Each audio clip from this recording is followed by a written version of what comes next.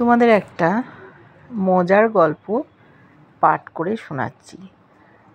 যদি গল্পটা ভালো লাগে অবশ্যই জানিও। এক বৃদ্ধ ট্রেনে উঠেছে, বগিতে একাই ছিল। হঠাৎ 12 জন যুবক চলন্ত ট্রেনের ওই বগিতে উঠেই চিৎকার করে গান করছিল, ছুরি দিয়ে আম কেটে কেটে খাচ্ছিল।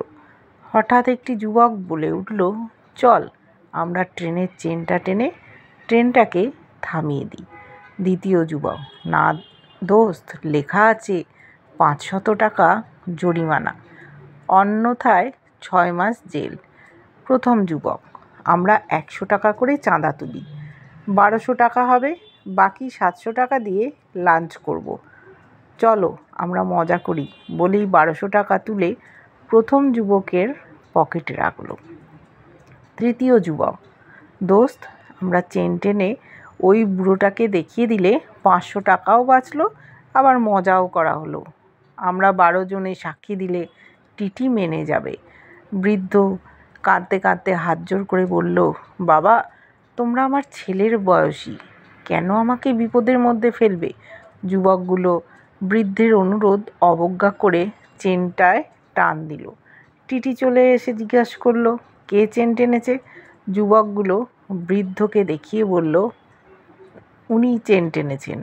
টিটি বৃদ্ধকে বলল, অকারণে চেন টানলে 500 টাকা জরিমানা অথবা 6 মাস জেল। যুবকগুলো চিৎকার করে বলল, স্যার, ওই বুড়োটা অকারণেই টেনেছে। হো হো করে যুবকগুলো হাসতে লাগলো। বৃদ্ধ একটু দাঁড়িয়ে বলল, টিটি সাহেব, আমি বিপদে পড়েই চেন টেনেছি। টিটি বলল, কী বিপদ? বৃদ্ধ বলল, ওই যুবকগুলো আমার গলায় ছুরি ধরে আমার 1200 টাকা ছিনতাই করেছে। টিটি বলল, কী সর্বনাশ!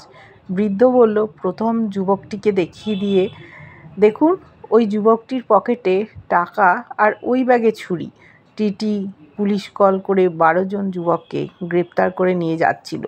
তখন বৃদ্ধ তার পাকা চুল দাড়ি দেখিয়ে যুবকগুলোকে বলল, এইগুলো বাতাসে পাকেনি,